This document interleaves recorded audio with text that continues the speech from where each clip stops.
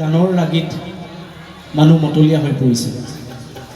আৰু আজি হয়তো আপোনালোকে জানে যে অসমৰ মাননীয় মুখ্যমন্ত্ৰীয়ে যোৱাকালি এটা ঘোষণা কৰিছে যে 10 তাৰিখৰ পিছত অসমৰ কোনো বিহু মঞ্চত যাতে পৰিৱেশন নহয়, সকলো সংগীতানুষ্ঠান বাতিল কৰিবৰ কাৰণে অনুৰোধ কৰিছে। আৰু সেইবাবে হয়তো আজি ৰাইজৰ এটা স্বতঃস্ফূৰ্ত সঁহাৰি এই ভোলাবাৰীত দেখিছোঁ। যিয়েই নহওক, কলাইগাঁও আঞ্চলিক ছাত্ৰ সন্থাৰ সন্মানীয় সভাপতি সম্পাদক প্ৰমুখ্যে বিষয়ববীয়াসকল, উদযাপন সমিতিৰ সন্মানীয় সভাপতি, কাৰ্যকৰী সভাপতিদ্বয়, সম্পাদক প্ৰমুখ্যে বিষয়ববীয়াসকল, মোৰ সন্মুখত ৰৈ থকা সেৱাথলী ৰাইজ, মই পোনতে কৈছোঁ যে কথা কোৱাৰ এতিয়া অৱকাশ নাই, কাৰণ গান ইতিমধ্যে আৰম্ভ হৈছে।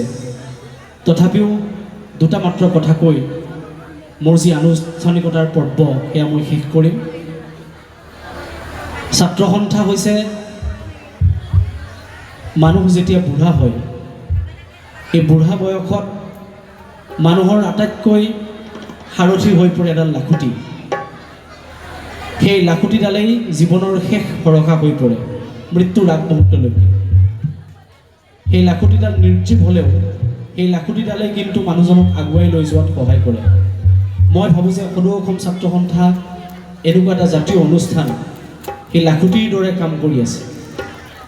কাৰণ অসমৰ প্ৰত্যেকটো জাতীয় অনুষ্ঠানৰ যি গভীৰতা সেইটো আটাইতকৈ প্ৰকট কৰি আছে সদৌ অসম ছাত্ৰ সন্থাই। অসমৰ প্ৰত্যেকটো সমস্যাৰ ক্ষেত্ৰত নিৰৱচ্ছিন্নভাৱে সজোৰে উদাত্ত কণ্ঠৰে মাত মাতি অহা এটাই মাত্ৰ সংগঠন, সেয়া হৈছে সদৌ অসম ছাত্ৰ সন্থা। আৰু এই সদৌ অসম ছাত্ৰ সন্থাৰ এই লাই সূতা স্বৰূপ কলাইগাঁও আঞ্চলিক ছাত্ৰ সন্থাও এটা শক্তিশালী অনুষ্ঠান, যিটো অনুষ্ঠানৰ এটা সময়ত আমি নিজেও নেতৃত্ব দিবৰ কাৰণে হয়তো সক্ষম হৈছিলোঁ। আৰু আজি যে এই সদৌ কলাইগাঁও ৰঙালী বিহু সন্মিলন নামটো হয়তো কিছু সময়ৰ আগত ইয়াত দিগন্ত বৰুৱা ডাঙৰীয়া আহি গৈছে।